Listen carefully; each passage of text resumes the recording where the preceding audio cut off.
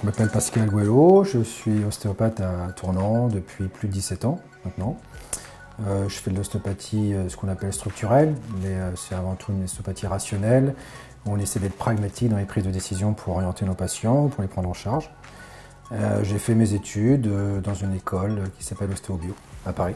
Enfin, c'est une école de biomécanique appliquée, pour essayer de mieux comprendre le fonctionnement d'une articulation et de l'appareil locomoteur dans son ensemble, et essayer de proposer des conduites de prise en charge qui sont le plus pragmatiques possible.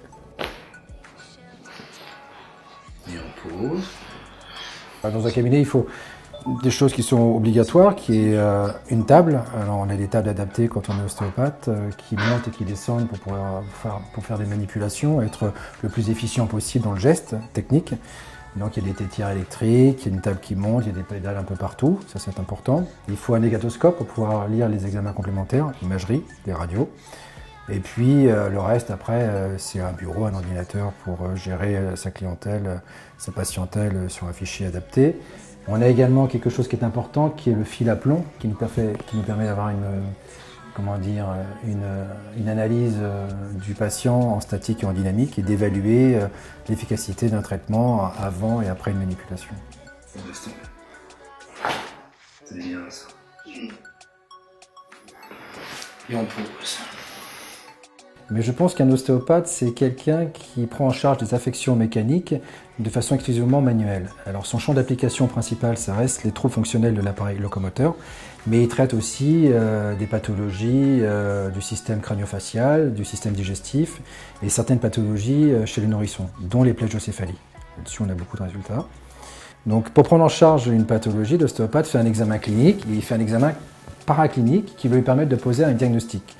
Et ce diagnostic, il est paramétré par de la douleur, par de la teneur liquidienne dans les tissus, donc c'est un œdème, et puis c'est également paramétré par la raideur musculaire active, ce qu'on appelle de la contracture ou du spasme musculaire.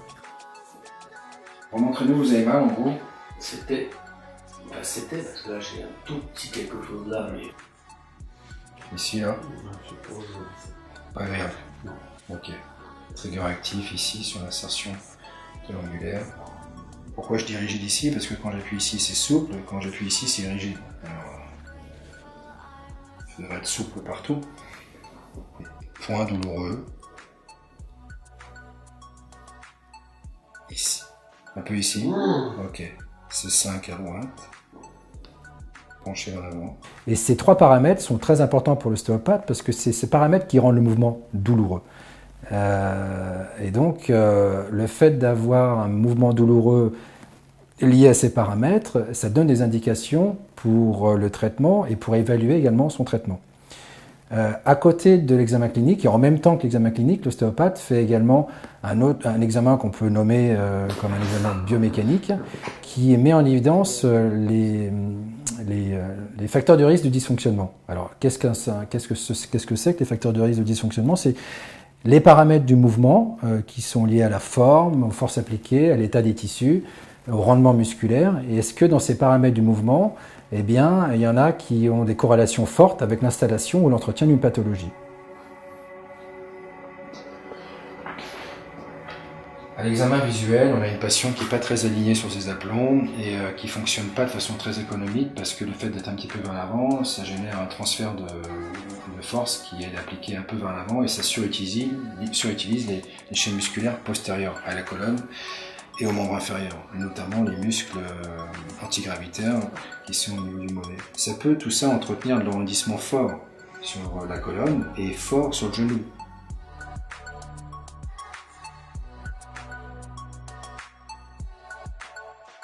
Donc l'ostéopathe, dans son examen, met en évidence les paramètres de la patho et met en évidence les paramètres qui sont les facteurs de risque du dysfonctionnement. À partir de là, il va pouvoir déterminer la modalité de traitement la plus adaptée pour son patient.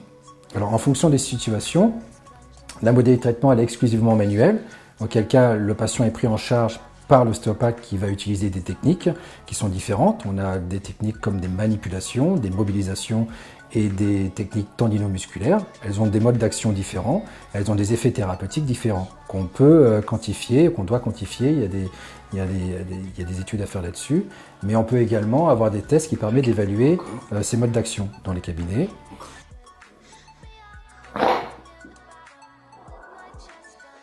On peut aussi, dans certains cas, avoir une modalité de traitement qui nécessite de travailler en coopération avec d'autres professionnels de santé. Parce que la thérapie manuelle ne suffit pas à elle toute seule.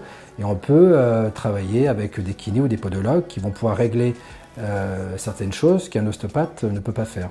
Il serait peut-être bon, mais ce sera en fonction de la réponse, de modifier la statique du pied en mettant des semelles pour corriger un petit peu ses appuis. Et puis enfin, il y a la troisième modalité de traitement, qui est l'orientation, parce que le patient vient avec une affection, une pathologie qui ne rentre pas dans son champ de compétences, ou alors avec des tissus tellement usés que la manipulation, les gestes techniques qu'on utilise n'auront pas d'action. Auquel cas, on oriente chez les professionnels de santé, qui sont des médecins, des rhumatologues ou des chirurgiens. Voilà un peu ce qui est le métier d'ostéopathe, c'est de prendre des décisions, justifier pourquoi on prend en charge un patient et expliquer ce qu'on fait par des gestes techniques et de travailler en coopération avec les professionnels de santé qui nous entourent. Merci. Oh, c'est bien. Ah ben je l'ai bien détendu. En fait, c'est difficile sur un enfant qui ne parle pas de lui demander où il a mal. Donc là, je pense à des nourrissons. Hein. Et les nourrissons, ils viennent par contre avec des troubles fonctionnels significatifs parce que sur une plagiocéphalie, ils ne tournent pas la tête d'un côté. Et comme ils ne tournent pas la tête d'un côté, ils sont toujours sur le même côté, qui génèrent des contraintes inadaptées au même endroit et qui sont des facteurs de risque à déformer la base de crâne. Et donc, quand on prend en charge un nourrisson, on met en évidence cette raideur musculaire qui est trop importante à un endroit, donc on n'a pas besoin de lui parler, là, il suffit de faire un examen physique précis pour mettre en évidence ce space musculaire, et on propose un geste technique qui va permettre de régler cette raideur musculaire et qui va permettre à l'enfant de tourner sa tête à droite et à gauche de façon alternative. Ça va répartir les pressions, ça diminue fortement les facteurs de risque, et c'est comme ça qu'on corrige les plagiocéphalies.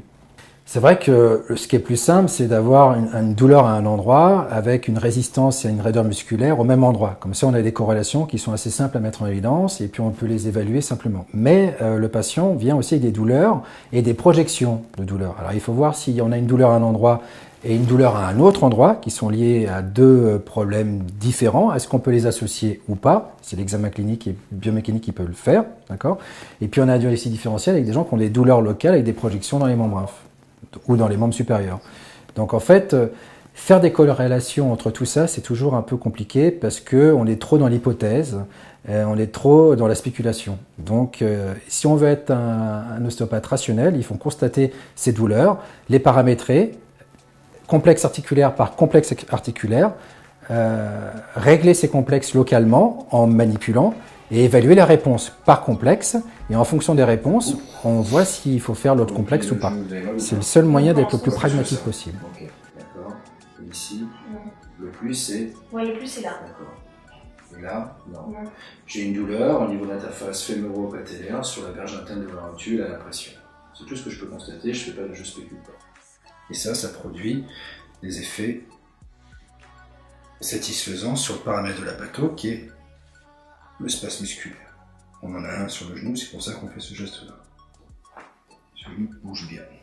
On a mis en évidence tout à l'heure à l'examen de la résistance. Alors, une manipulation, c'est l'action de déformer une articulation en appliquant des forces sur cette articulation. Les forces, elles sont appliquées par le praticien.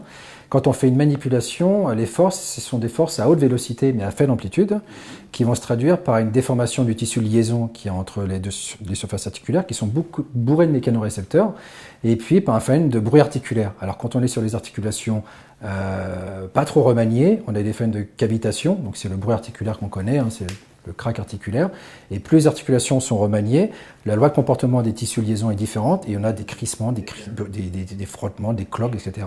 Mais c'est caractéristique d'une manipulation.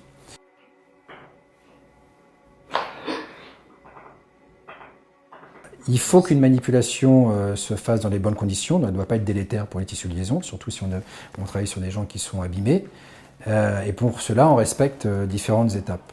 Voilà. Et la manipulation, c'est un geste thérapeutique qui est intéressant parce que justement, ça va produire des effets antalgiques locaux et à distance sur l'articulation qu'on traite. Et il ne faut pas oublier que les gens viennent nous voir, pas pour voir le thérapeute ni voir son cabinet, c'est parce que ça fait du bien de manipuler. Et bien souvent, on confond en disant les gens, j'améliore les gens parce que je suis un bon ostéopathe. Vous êtes avant tout un professionnel qui utilise des gestes techniques et vous avez la capacité de développer dans des bonnes conditions ce geste technique. C'est pour ça que les gens viennent vous voir. Et ce geste technique, lui, produit un effet antalgique, c'est pas l'ostéopathe qui le produit. Ce geste technique casse de la raideur musculaire active et si les gens ont moins mal et s'ils ont moins de tension musculaire, eh ben, ils ont un mouvement qui est amélioré. Donc c'est le geste technique qui fait la différence en fait. On pose, c'est bien. Et comme la résistance me paraît satisfaisante, je vais pousser pour essayer de décointer ce joint. On laisse tomber. Encore. Ok. J'ai déformé et j'ai un petit clic qui n'est pas sonore, mais que j'ai senti sous mes doigts et que normalement Florian a ressenti sur sa colonne. En fait, il y a des techniques qui existent, qui sont des techniques tendinomusculaires, où c'est des techniques où on applique des forces transversales au tissu, qui est le tendon, l'os ou le muscle, pour déclencher un ressaut. Et ça, c'est un effet antalgique intéressant local dans le muscle. C'est ce qu'on a vu un petit peu ici. Et moi, je suis un peu parasité et je fais des techniques où je déforme également la peau et on obtient un crissement articulaire. Mais cette déformation, pour moi, me permet d'avoir une capacité à comprendre le matériau musculaire. Est-ce qu'il est souple? Est-ce qu'il est très rigide? Est-ce qu'il est déformable, indéformable? Et c'est important parce que ça me donne des indications sur la manière de manipuler. Encore. Très bien. Là, ça grince, ça se déforme avec une poussée qui est désyphosante puisqu'on est en bas de la zone dorsale. Justement, on a différents outils thérapeutiques. On peut, s'il y a des indications et pas de contre-indications à le faire, manipuler cette personne, donc à faire une technique à haute vélocité. Mais si c'est trop délétère et les tissus sont trop remaniés, on peut faire d'autres techniques qui sont des techniques de mobilisation, où là la force appliquée elle est lente, alternative, avec des étirements lents du tissu liaison, mais on aura des effets thérapeutiques et sur le muscle qui sont très intéressants aussi. Et puis on peut également faire des techniques dites de décordage, ou de pression-inhibition, ou de rapprochement, qui là aussi sont très douces et vont régler la raideur musculaire active, qui est un des paramètres fondamentaux de la pathologie. Et donc si on règle cette tension musculaire, on diminue peut-être les pressions et les contraintes appliquées dans le tissu. Alors peut-être, parce qu'on n'en est pas encore bien sûr, mais et les gens, ça les soulage. Donc ce qui compte, c'est d'améliorer les gens en les manipulant, en les mobilisant ou en faisant des techniques tendinomusculaires.